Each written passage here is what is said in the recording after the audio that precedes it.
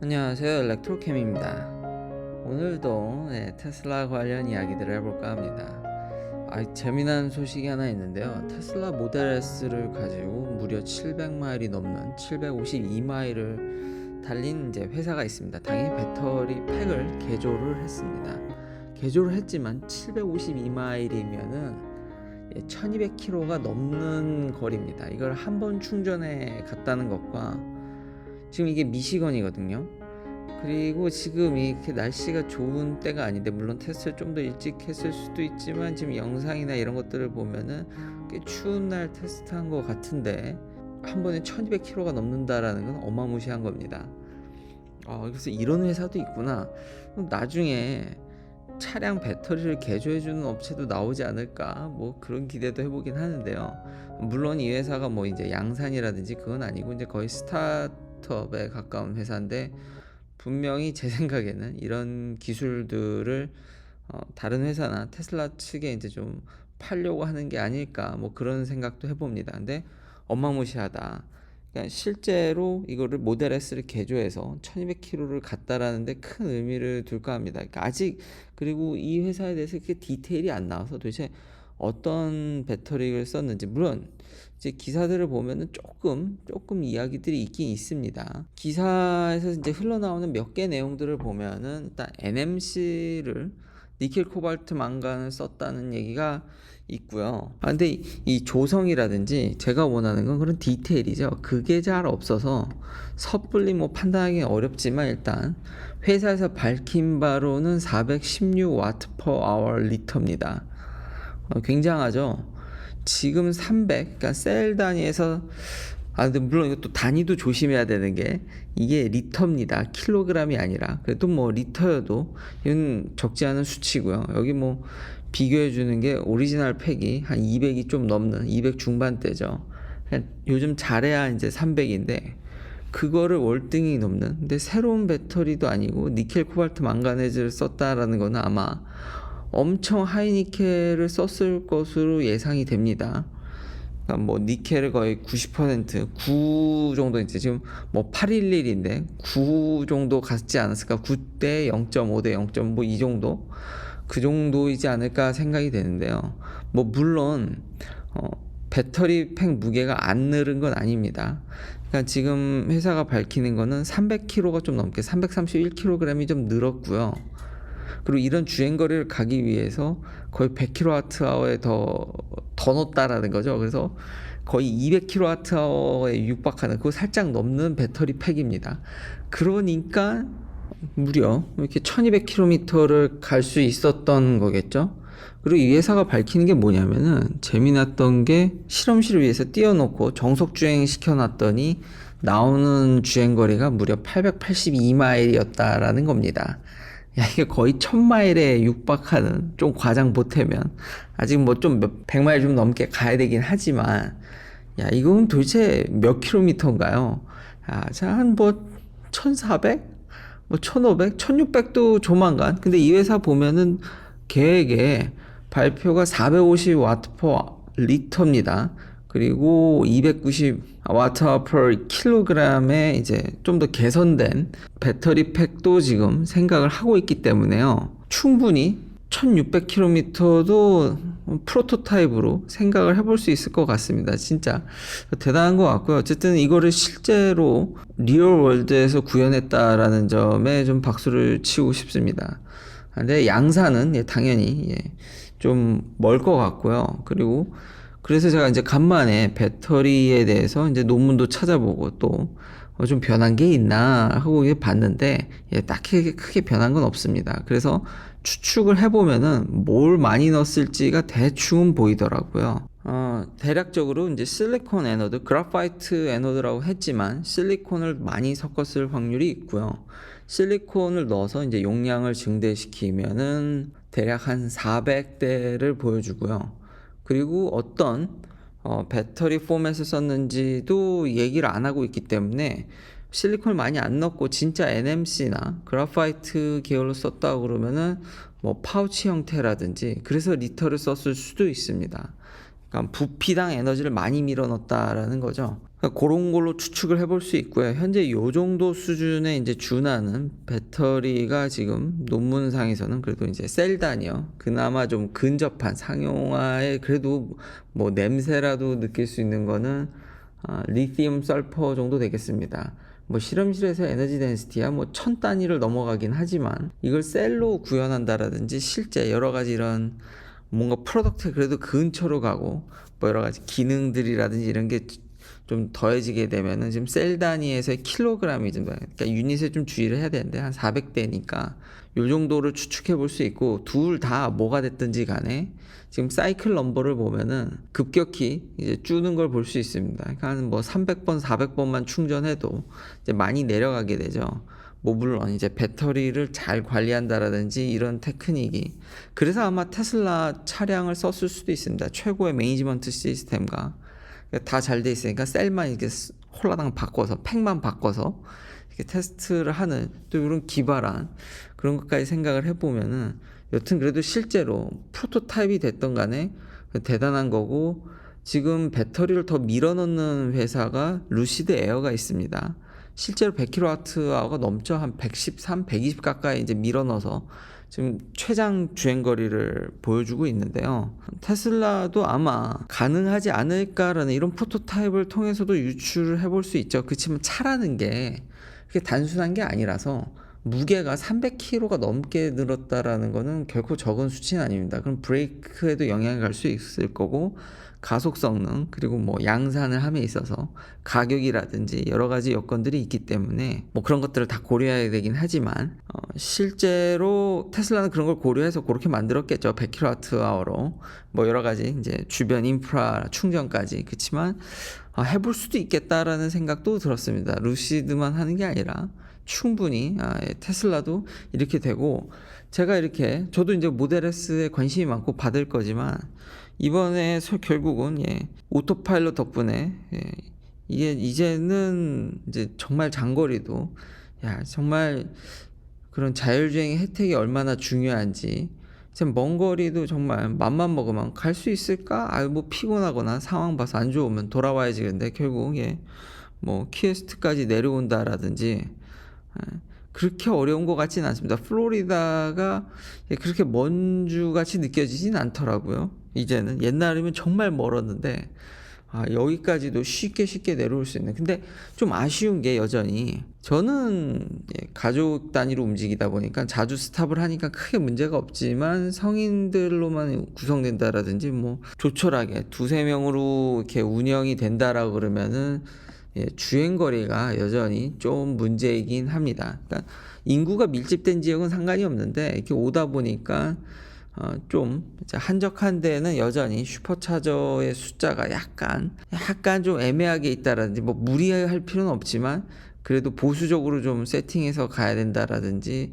좀 더 충전 시간을 단축시키든지 주행거리가 좀 더 길었으면 좋겠다라는 생각을 갖고 있고 모델 S가 그런 갈증을 충분히 해소해 줄 거라고 생각하는데 진짜 이게 700마일이 넘으면은 그냥 내연기관 같이 써도 되죠. 그리고 한 가지 꼭 중요한 사실이 뭐냐면 배터리 팩이 커지면은 이게 다들 아시다시피 배터리는 초반에만 충전 속도가 빠르기 때문에 크면 클수록 그걸 다 쓰지 않으셔도 충전 속도가 올라가는 효과가 있습니다. 그러니까 배터리 팩은 무조건 큰 게 최고입니다. 그렇기 때문에 아직 이런 연구 방향이 가야 된다. 그리고 이 회사에 대해서 마지막으로 하나 또 이제 짚고 싶은 거는 이 회사가 진짜 영리한 게 자 이제 이런 걸로 이제 시선을 딱 이목을 사로잡았는데 지금 앞으로 이제 더 에너지 덴시티가 높은 것도 계획이 있지만 이 회사가 정말 영리한 게 그 다음에 LFP도 염두에 두고 있다라는 겁니다. 그러니까 배터리를 더 넣고 이런 것들을 실제 해봄으로써 LFP를 만약 여기다 넣게 되면은 당연히 에너지 덴시티가 떨어지니까요. 인산철은 확실히 떨어지니까 주행거리가 팍 줄겠지만 우리가 이렇게 더 배터리를 밀어넣는다라든지 이런 관리 능력을 좀 보여주게 되면은 LFP를 넣게 되면은 더 싸게 더 먼 거리를 어쨌든 지금 보여준 성능에서 뭐 30%를 깎아도 물론 셀당 에너지 덴시티는 더 떨어지지만 여기 보면 하이 망간을 더 많이 넣는 그러니까 LFP에서도 약간 LFMP죠. 이제 개선된 그런 거를 생각해 볼 수도 있고 셀투팩도 있죠. 그래서 요렇게 싸게 해서 지금도 주행거리를 세단에서 맞출 수도 있다라는 듯이, 그치만 요거는 이제 영리한 계획이고 사람들의 이제 다음에도 이목을 집중시키게끔 경제성까지 보여주겠다는 거지만, 이제 앞서 얘기했듯이 차량 무게가 늘 수 있기 때문에, 그러면 또 이게 상당한 큰 변수로 작용될 수 있기 때문에 뭐 너무, 그러니까 회사가 하는 얘기를 100%다 이렇게 믿으면 안 됩니다. 그렇지만 이렇게 실제로 보여준 거에 정말 대단하고, 이걸 진짜 영상으로 남겼기 때문에, 그리고 다음에 인산철이면은 요건 시장에 좀 영향이 있겠다, 몸값이 올릴 수 있겠다라는 생각이 듭니다. 회사 이름은 미시건에 있고 원이라는 또 이런 회사인데, 너무 재밌게 잘 봤고, 또 이런 발전이 계속 이루어져서 좀 전기차의 어떤 저변 확대라든지 좀 삶이 윤택해지기를 바라겠습니다. 752마일은 대단한 것 같다. 자, 그럼 우리가 이제 경쟁사 이야기들을 해봐야겠죠. 아까 배터리를 많이 넣은 걸로 지금 현재 상용화된 걸로는 루시드 에어가 있는데, 이렇듯 쉽지 않습니다. 그러니까 루시드가 굉장히 고급 모델을 하고 자기들은 처음부터 잘 만들 거라고 하지만, 일단 양산이라는 게 고급이 됐든 저가가 됐든 처음에 무지무지 에러가 많이 납니다. 루시드도 마찬가지고요. 제가 루시드가 망하라는 게 아니라, 제가 하고 싶은 포인트들은 금방이나마 루시드나 이런 리비안 같은 신생 회사들이 테슬라를 엄청 잡아먹을 것 같이 얘기를 하지만 그게 아니라는 거죠. 누가 하든지 간에 절대로 양산에 있어서 그 고통을 피해갈 수 없습니다. 그러니까 덜 맞거나 왕창 맞거나 차이지, 앞선 회사가 고생을 했기 때문에 나는 금방 그거를 넘는다, 그런 개념은 아니라는 거죠. 그래서 제가 거기에 대해서 비판을 하는 거지. 루시드 차는 좋습니다. 그렇지만 양산은 쉽지 않고, 지금 무슨 문제가 있냐면 이런 주행보조 드림 드라이브에 대해서 벌써 오너들 사이에서 이제 불만이 있다라는 거죠. 이거를 OTA로 업데이트 해준다 그랬는데, 그것도 쉬운 게 아니죠. 지금 불만이 나오고 있습니다. 그러니까 주행보조 장치가 제대로 작동을 안 하는 것 같습니다. 좀 더 이야기를 들어봐야 되는데, 워낙 그렇게 차를 많이 팔지도 않아가지고 지금 이런 이야기들을 좀 객관적으로 보기 좀 어렵긴 하지만, 지금 보시다시피 아직은 성장통이다. 그리고 주행보조가 없는 차는, 제가 말하는 주행보조라는 건 최소 테슬라의 오토파일럿, FSD는 아니더라도 오토파일럿 수준이 아니면은, 저는 도저히 다음 차는 못 삽니다. 거기다 이제 가격도 비싸고, 그러니까 빨리 드림 드라이브에 대해서 양산도 검증해야 되지만 빨리 지금 오너들한테 이런 것도 업데이트를 해줘야 되지 않을까. 그래서 오늘 좀 장이 안 좋았는데, 지금 루시드를 보면은 주식을 많이 내려왔습니다. 근데 워낙에 오늘은 좀 장이 안 좋았기 때문에 이제 시장에서 돈을 빨아들인다는 얘기가 또 나오니까 주식시장에 영향을 받은 것 같긴 합니다. 근데 뭐 그런 거에 일희일비할 필요는 없지만, 40불을 이걸 넘기가 루시드가 쉬워 보이진 않아 보이네요, 지금. 하지만 앞서 말한 그런 문제들을 빨리 해결을 한다라는 걸 투자자들한테 보여준다라면, 당연히 이 회사도 유망하기 때문에 잘 올라갈 것으로 생각이 되고요. 오늘 테슬라도 제가 얼마 전에 1000불대에서 좀 세게 넣었다 그랬는데 이러다가 돌아온 게 아닌가. 그러니까 다 이런 거를 방송을 하고 테슬라가 얼마나 미래 가능성이 있는지도 보지만, 주식 숫자에는 마음이 심쿵심쿵하죠. 그래도 뭐 이런 거에 너무 일희일비할 필요는 없는 것 같긴 합니다. 사람 심리가 그렇지는 않죠. 테슬라도 하루빨리 원래 자리로 돌아가길 바라겠고요. 오늘 또 그러니까 루시드 얘기하니까 리비안을 얘기를 안 할 수가 없는데, 리비안은 좀 타격이 크죠. 이 100불 이하로 내려왔더라고요. 그리고 지난 1년을 보면은 올라갔다가 하고 1년 전보다도 더 떨어진 것 같긴 합니다. 여기도 100불 넘기가, 사람들이 200불 막 이런 얘기를 막 희망사항을 했지만, 앞서 얘기했듯이 성장통은 그렇게 쉽지가 않습니다. 누가 하든지 간에 덜 맞고 세게 맞고의 차이지. 근데 리비안이 조금 더 세게 맞는 것 같습니다.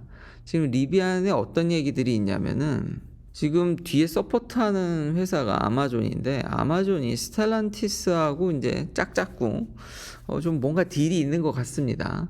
그러니까 스텔란티스는 아마존의 어떤 클라우드 서비스라든지 더 나아가서 AI까지 서포트를 받을 기세인 것 같긴 합니다만, 일단은 클라우드까지 이제 협약이 된 것 같고, 아마존은 지금 스텔란티스의 램, 이제 전기차에 대해서 어느 정도 또 협력이 있는 것 같습니다. 그러니까 리비안만 어떻게 할 것 같았지만 이제 아마존이 지금 다른 길을 살살살살 손을 잡고 있는 거죠.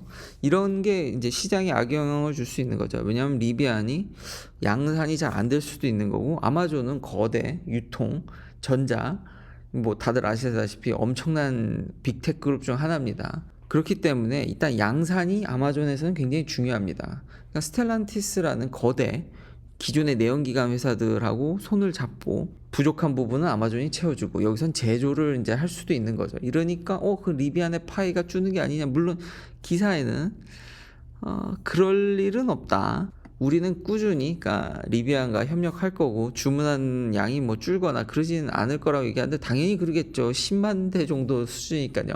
아마존이라는 회사가 10만 대 가지고 충분할 거라고 생각하지는 않습니다. 일부 리비안이 담당하는 거고, 이제 스텔란티스란 이런 딜을 또 생각해 볼 수 있는데, 여튼 파이가 깎이는 거는 워낙에 미래 밸류가 선반영되어 있기 때문에 다른 내연기관 회사들하고도 손을 잡을 수 있다라는 걸 아마존이 보여준다 그러면은, 어쨌든 리비안한테는 썩 좋은 모습은 아니죠. 이건 역시 테슬라가 자꾸 애써 외면하시지만 테슬라가 배터리를 자체 생산한다는 것과 크게 다르진 않습니다. 그리고 한편으로 이런 딜을 보면서 또 생각해 볼 수 있는 게, 제가 내연기관 회사들이 몇 개 정리될 수도 있겠다라는 생각이 들었는데, 나름 또 이렇게도 어떻게든 살아남을 수도 있겠구나. 아마존이라든지 애플이라든지, 그러니까 테슬라가 점점 공격적으로 지금 거의 뭐 폭주 상태인데요. 시장에서는 제가 지금 보면은 또 이런 기사들, 아니 막 매년 이거 연초면은 나오는 것 같은데, 그냥 돈을 엄청 쏟아부어서 폭스바겐이나 토요타가 뭐 테슬라를 잡겠다 뭐 이런 얘기는 그냥 매년, 그냥 이젠 지겨워서 한 매년 나오는 것 같은데, 저 돈은 뭐 올해 안에 다 풀 건 아니기 때문에 계속 제가 이 채널 시작한 처음부터 저는 한 번도 바라보는 게 바뀐 게 없습니다. 제발 이게 좀 바뀌었으면 좋겠는데, 2023년까지는 테슬라를 막을 기업은 하나도 안 보입니다. 그 뒤에나 조금 가능성이 있을까? 제가 계속 얘기하죠. 그러니까 뭐 장기적으로 현재만 보면은 뭐 대적할 상대가 없긴 하지만, 그건 가봐야 아는 거니까. 5년 뒤 얘긴, 회사가 5년 뒤에 하겠다라는 건 그건 가봐야 되는 거기 때문에, 제가 늘 처음 시작했을 때 뭐 2, 3년 정도를 바라보는 거기 때문에, 그 안에는 누구도 경쟁자가 없기 때문에 지금 그린웨이브나 이런 거 파고에 못 이겨서, 워낙 자동차 브랜드가 많으니까 뭐 한두 개 정리될 수도 있겠다라는 얘기를 이제 비쳤는데, 결국은 마지 못해서 이런 테슬라가 점점 폭주하거나 더 세진다 그러면은 정말 아마존이든 애플이든 기존 회사들은 손을 잡지 않을까. 제가 스텔란티스에 대해서 좀 실망했던 점이 뭐냐면은, 이 회사 기술 개발을 많이 안 하는 것 같습니다. 내연기관 회사들이 그래도 나름 발버둥 치기 위해서 이것저것, GM이라든지, GM은 이제 원래 하던 얘기 다 정리해서 홈페이지에도 이렇게 많이 얘기했죠. 뭐 전기차 뭐 30종, 그건 뭐 토요타도 한 얘기고, 이쁘게 정리하고, 이제 실베라도 EV, 픽업 트럭, 그런 것들은 이미 과거에 제가 다 미리미리 다 먼저 얘기를 해서 제가 빨리빨리. 그에 반해서 스텔란티스는 얘들은 뭐 정말 제조만 하겠다라는 건지, 하긴 근데 양산도 큰 무기긴 하지만 너무 연구를 등한시하는, 옛날엔 이러지 않았는데 너무 안 하고 진짜 그냥 있는 거 뽑아먹고 생산 능력 관리, 그러니까 공장장인 거죠. 공장 잘 관리해서 이렇게 하다가는 이거 망할 것 같다라는 생각이 들었는데, 어떻게든지 대만은 불사군요. 그러니까 아마존이라든지 이런 식의 또 협력을 통해서 뭐 기술 받아오면 되는 것도 꼭 자체 개발할 필요는 없습니다. 그게 좋긴 한데, 뭐가 됐든지 서울로만 가면 되듯이, 스텔란티스도 이런 대기업들 빅테크 그룹과 손을 어떻게든 잡아서 뭐 텍 트랜스퍼라든지 협력이라든지 이런 식으로 어쩔 수 없이 갈 수도 있겠다라는 또 방향성도 제시해 주는 것 같아서, 꾸준히 또 요런 애매모호한 상황이 꾸준히 유지될 수도 있겠다. 여튼 이런 식으로도 살아남을 수는 있을 것 같다. 여튼 그런데 이런 부분들이, 그러니까 리비안을 통해서 다 할 줄 알았는데, 충분히 아마존이 지금 양산이 안 되면은 다른 회사랑 저렇게 손을, 기존의 내연기관들한테 부족한 건 머리이지 않습니까? 근데 아마존 같은 빅테크 그룹은 뇌만 있고 몸통이 없는 거기 때문에 서로 궁합이 잘 맞는 것 같다. 그리고 리비안은 빨리, 루시드도 그렇고 양산을 검증해 받거나 본인들이 그걸 증명하지 않으면은 쉽지 않습니다. 그 $100가 깨진 거는 조금, 물론 장이 안 좋은 여파도 있긴 했지만 지금 과제는 빨리 양산이다. 자, 마지막으로 다른 경쟁사로는 니콜라가 지금 테슬라 세미가 무슨 디자인을 뺏겼다고, 이것도 예전에 그다지 역시 실효성이나 뭐 별 그게 없을 거라고 제가 이미 예측을 했었는데 결론이 이렇게 났습니다. 소송 걸었던 거 기법했죠. 포기했습니다. 결국은 변호사들 배만 불려주고 아무 뭐가 없는 소모성 전략으로 다시 한번 회사가 하는 얘기를, 제가 아무리 테슬라 팬이지만 테슬라도 그렇고 다른 회사들도 100% 믿으시면 안 됩니다. 트래버 밀턴한테 돈 받겠다 그러지만 그게 과연 뜻대로 될지는 가봐야 아는 거고, 근데 지금 어쨌든 기법한 걸로 봐서는, 그리고 $2빌리언나 되는 그 큰 소송을 기법한 거 봐서는 처음에 예측했듯이, 제 생각은 그렇지만 가봐야 아는 거긴 했었지만 아무 실효성 없이 그냥 끝나버렸다. 이렇듯 어떻게 될지 모르는 거고요. 그리고 이번에 하나 더 덧붙이면은 리튬 설퍼가 금방 세상을 지배할 것 같이 금방 나와서 다 씹어먹을 것 같이 얘기했던 적도 있습니다. 근데 그런 스타트업주 중에서 소리 소문 없이 망한 회사들도 많습니다. 근데 아무도 관심을 갖지 않죠. 그리고 저 찾은 자료 하나 더 덧붙이면 내연기관들은 여전히 제가 오늘 토요타나 뭐 GM의 그런 매년 연초 지금 폭스바겐까지 지금 테슬라를 뭐 잡겠다는 얘기를 하는데, IHS 마켓에서 예측하는 거는 하이브리드를 2024년까지 보면은 저렇게 무지막지하게 파는데 생산할 것 같고, 과연 전기차에 내연기관을 계속 끌고 가겠다는 것들이 이미 조사기관들은 훤히 다 알고 있는, 너도 알고 나도 아는 사실인데 과연 할 수 있을지 뭐 이번에도 그냥 지켜보는 수밖에 없죠. 근데 저는 하도 저런 기사를 연초마다 많이 봐서 그렇게 또 역시 그런 니콜라 예측과 같이 크게 무게를 두진 않을 것 같습니다. 긴 영상 시청해주셔서 감사합니다. 내일도 테슬라 관련 이야기들로 찾아뵙겠습니다.